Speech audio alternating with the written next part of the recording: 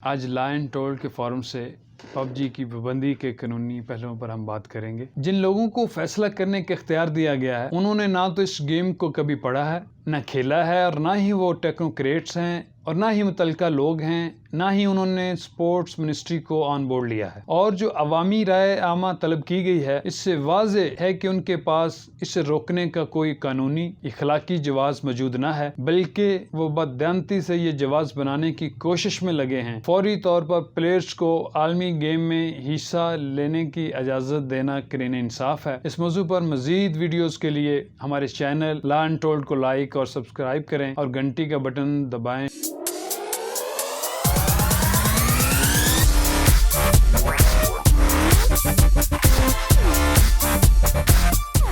बिस्मिल्लाहिर्रहमानिर्रहीम। आज lion told के फोरम से पबजी की पाबंदी के कानूनी पहलुओं पर हम बात करेंगे। Player unknown battle ground PUBG को आईजीपी के लेटर की बुनियाद पर आर्जी तौर पर बंद कर दिया गया और पीटीए ने अवाम से राय ली कि उसे चलना चाहिए या नहीं। आज हम इन 7 कानूनी निकात को बयान करेंगे, जिससे ये बात साबित होगी कि पीटीए के इक़दामात सरासर नाइंसाफ़ी और कानून के मुनाफी हैं, और कानूनी टीम को ये आर्गूमेंट्स अरबाबे इख्तियार के सामने रखने चाहिए। नंबर 1, पबजी एक ई स्पोर्ट्स है और इस स्पोर्ट्स की बाबत फैसला करने का इख्तियार ministry of culture sports tourism के पास है, लेकिन बददियानती से इन्हें इस मामले में शामिल नहीं किया गया।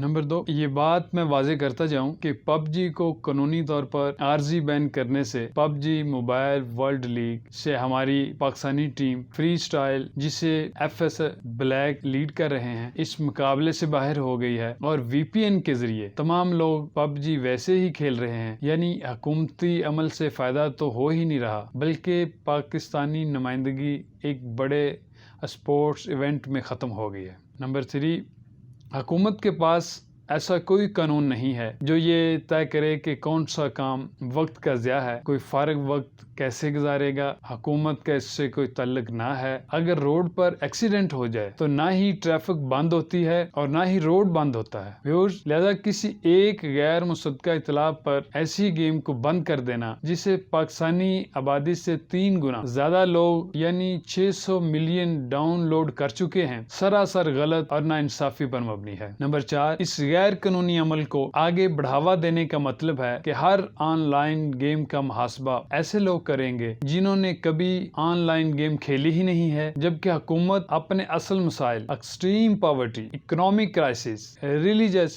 एक्सट्रीमिज्म और करप्शन को छोड़कर मबहम इतलात के पीछे भाग कर अपना वक्त ज़ाया कर रही है। इस पर गौर करना चाहिए और ऐसी इतलात को रद्द कर देना चाहिए। नंबर 5, व्यूअर्स, ये पाबंदी फ्रीडम ऑफ चॉइस पर हमला है। आप आज़ादी राय की बुनियाद पर किसी भी नोटिफिकेशन के जरिए असरअंदाज नहीं हो सकते। ये इंसानी बुनियादी हकूक की खिलाफ वर्जी है। आप पेंडेमिक में घर से निकलने पर पाबंदी लगाकर ज़हनी आज़ादी सलब करने का कोई हक नहीं रखते हैं। नंबर 6, गेमिंग एडिक्शन को 2018 में वर्ल्ड हेल्थ ऑर्गेनाइजेशन ने ज़हनी मर्ज करार दिया है, लेकिन पबजी एक एडिक्शन है, ऐसी कोई रिसर्च आज तक रिकॉर्ड पर मौजूद ना है। WHO कहती है 28 मिलियन लोग मोटापे से मर जाते हैं, तो क्या खाने पर बैन लगा देना चाहिए? मसले का हल नहीं है, ये सरासर ज्यादती है। ये कहना कि गेम वायलेंस की तरफ माइल करती है, तो कितने बॉक्सर्स, रेसलर्स और कराटे वालों ने अपने स्किल्स की मदद से कत्ल किए हैं, और क्या उनके स्किल की वजह से उनकी गेम पर पाबंदी लगी है? यकीनन नहीं। मैं कहता हूँ कि ये गेम कोऑर्डिनेशन स्किल, मेमोरी, कुव्वत इर्तिकाज, स्पीड और सोशल स्किल को बढ़ाती है, लिहाजा इस पर पाबंदी एक मनफी अमल है। नंबर 7, मीडिया रिपोर्ट काबिल दहाल शहादत नहीं है और इसको बुनियाद बनाकर डेलीगेटेड लेजिस्लेशन को अवामी राय आमा की बुनियाद पर बनाना सरासर गलत है। 100 गलत भी मिलकर एक सही नहीं बनाते। खेल हमारी सकाफत का हिस्सा है। क्रिकेट, हॉकी, पोलो और स्क्वैश मरूफ खेल हैं और कबड्डी एक रवायती खेल है। पाकिस्तान स्पोर्ट्स बोर्ड 1962 में एजुकेशन मिनिस्ट्री ने एस्टेब्लिश किया। हमारे खेल स्टैंडर्ड को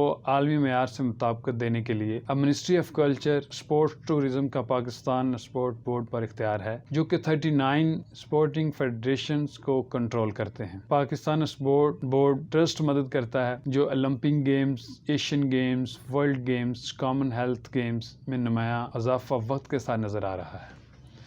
क़ायद-ए-आज़म मोहम्मद अली जिन्ना स्पोर्ट्स की अहमियत से मुकम्मल आगाह थे और फर्स्ट ओलंपिक गेम्स की ऑर्गेनाइजिंग कमेटी जो कराची में हुई उसमें कायद ने पाकिस्तान ओलंपिक एसोसिएशन के सदर EH मोहम्मद अहमद से कहा, अपने आप को स्पोर्ट्स के लिए वक्फ कर दें ताकि जब आप और मैं मर जाएं, लीडरशिप नौजवानों के हाथ में आए। नौजवान हमारी दौलत हैं, खाम माल में इन्हें पॉलिश किया जाए ताकि वो हर तरह से दफा कर सके। पाकिस्तान के नजरिया की इंटेग्रिटी और सॉलिडरिटी की 3 मार्च 2009 को श्रीलंकन टीम पर हमला दरअसल हमारी स्पोर्ट्स पर बहुत बड़ा हमला था और इस हमला को रोकने में नाकाम रहने वाली इंतजामिया बदकिस्मती से हमारे मुल्क की स्पोर्ट्स एक्टिविटी पर दूसरी बार फिर हमला करने जा रही है। जिन लोगों को फैसला करने का इख्तियार दिया गया है उन्होंने ना तो इस गेम को कभी पढ़ा है, ना खेला है और ना ही वो टेक्नोक्रेट्स हैं और ना ही मुतल्लिका लोग हैं, ना ही उन्होंने स्पोर्ट्स मिनिस्ट्री को ऑन बोर्ड लिया है। और जो अवामी राय आमा तलब की गई है इससे वाज़े है कि उनके पास